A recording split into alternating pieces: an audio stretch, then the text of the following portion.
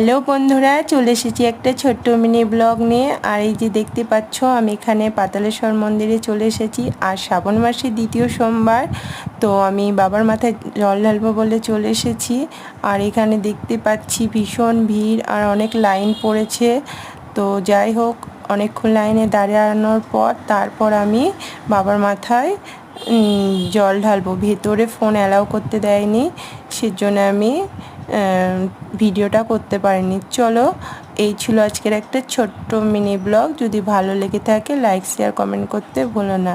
আবার নতুন ভিডিওতে দেখা হচ্ছে তোমাদের সঙ্গে। ততক্ষণ সবাই ভালো থেকো, সুস্থ থেকো।